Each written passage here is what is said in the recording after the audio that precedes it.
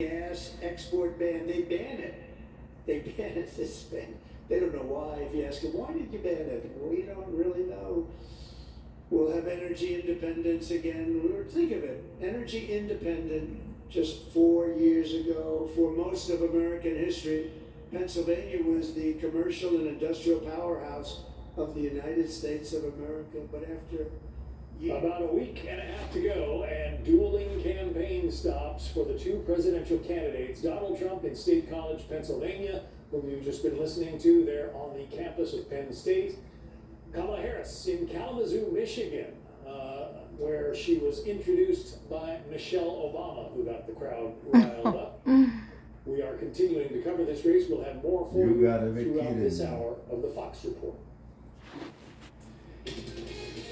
At his event at Penn State University, Vice President Harris just wrapping up her rally, including former First Lady Michelle Obama, in Kalamazoo, Michigan. Let's bring in Selena Zito. Now, Michigan has typically been a pretty reliable blue state for the Democrat Party.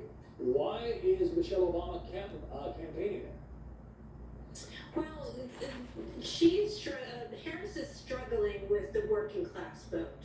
And that's not just white working class, that's also black working class, Hispanic working class, and she's not, sort of been engaged with them and connecting with them in a meaningful way. A lot of that has to do with the mandates that were demanded by the administration, but also because the working class and the union vote tends to be a little more culturally conservative, a little bit more moderate than the Democrat Party today.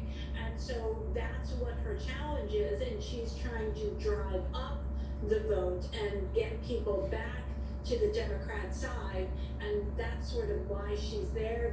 That's her entire problem, I think, in Michigan, but also Wisconsin and in my home state of Pennsylvania. The voters are very similar there. I wonder about bringing on Michelle Obama, though, to campaign for Kamala Harris. A lot of people thought that Michelle Obama might be a candidate herself this time around.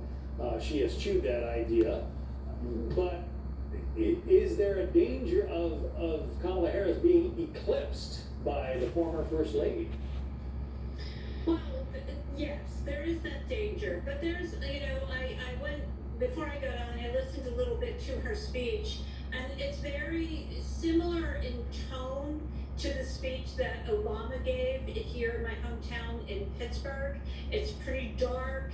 There's a lot of fear thrown in there. And there's also a lot of ridicule towards people that are considering either sitting it out or not voting for her at all. And that sort of condescending, scolding doesn't sit well with voters. It's why, in part, Obama lost voters in 2012 as opposed to how many voters he earned in 2008. And a lot of them were the working class voter. If you look at Pennsylvania's numbers between 2008 and 2012 for Obama, he won the state. He still left 300,000 people that just didn't show up. And that's in part because he went from hope and change and aspiration and to this sort of sort of like a professor scolding people. And that didn't sit well with Americans. Americans are more aspirational. Let's see if what Michelle Obama has to say sits well with Americans. Here are a couple of snippets from her speech today in endorsing and promoting Kamala Harris. This choice isn't even close. But whether it's online or in the media or in our social circles, there are folks who say they're not sure about Kamala. There are folks sowing seeds of doubt about whether she's who she appears to be.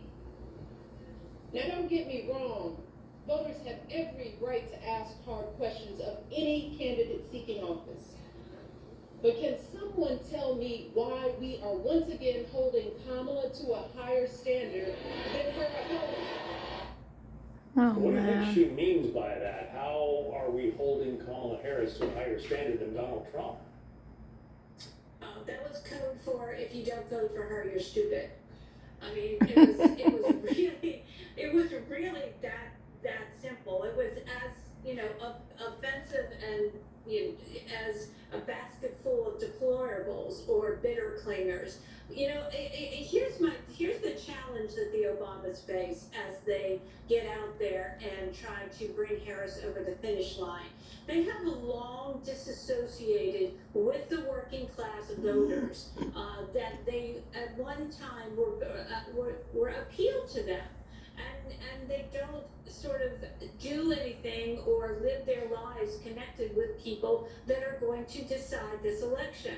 I have said for a while, it is very likely that the people that decide this election this year will be the cosmetologists, the barbers, the welders, the firemen, the firewomen, the people that work with their hands, small business people that are going to decide this election, and not sort of the people that hang out with the Obamas and don't know people like that.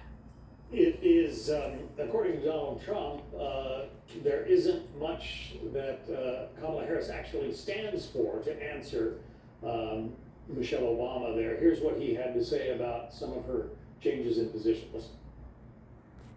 I will end Kamala Harris's war in Pennsylvania energy, and we will frack, okay? She's not gonna frack. We are in the Republican state. The fracking TV. is a big part. She's been against it for her whole life. She's been against anything having to do with anything underground. She'll build a windmill, kills all your birds. Isn't that wonderful? Oh my God. She has changed a number of her positions, and the Trump campaign has been running old statements of hers where she talks about wanting to ban fracking, and now she says she's for it. That doesn't seem to sit well with a lot of voters.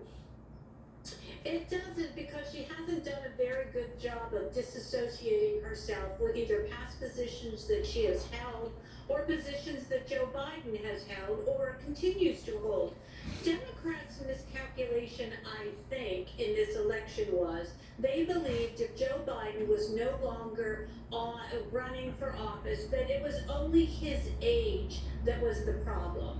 And the problem is it wasn't his age. I mean, that was part of it.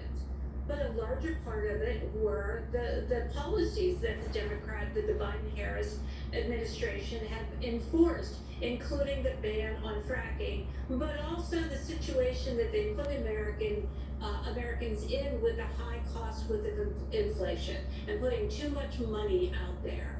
And now we're still continuing to pay those high costs, even though inflation itself has gone down. The inflationary costs are still stuck there. Yeah, the prices are still up. Oh yeah. That's for sure. Selena Zito, nationally syndicated political columnist. Selena, thank you.